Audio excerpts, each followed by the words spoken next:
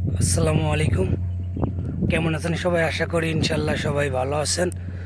তো সৌদি আরব মরুভূমিতে একটা আতঙ্কের বিষয় হলো সৌদি আরবের এই মরুভূমির কুকুরগুলা এতটাই ডেঞ্জারাস যে বাংলাদেশের যে রয়্যাল বেঙ্গল টাইগার বা আপনার হিংস্র যে প্রাণী তার থেকে বেশি মানে ডেঞ্জারাস এই মরুভূমির কুকুরগুলা।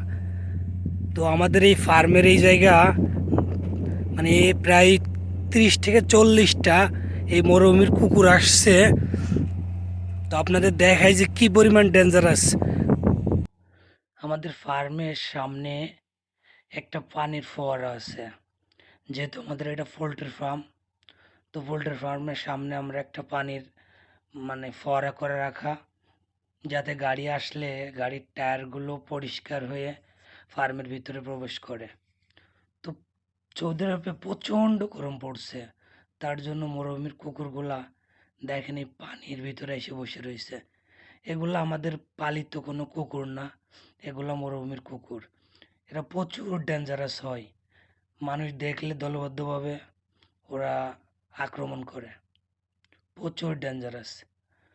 এত পরিমাণের সাউন্ড যে আমি সাউন্ড রিমুভ করে রাখছি, না হইলে আমার কথাগুলাই বোঝা যেত না। এত পরিমাণে ওরা মানে শব্দ করতেছে এবং রাগান্বিত। তো যারাই মরুভূমিতে কাজ করেন তারাই সতর্ক থাকবেন। দেখবেন যে রকমের আপনার মরুভূমির কুকুরগুলা অ্যাভেলেবেল যে যে কোনো জায়গায় দেখা যায়, ওরা পাথরের চিপায় বা পাহাড়ের উপরে থাকে। যেহেতু মরুভূমিতে অ্যাভেলেবেল খাবার নাই, তার জন্য ওরা সবসময়ই আপনার শিকার করে খায়।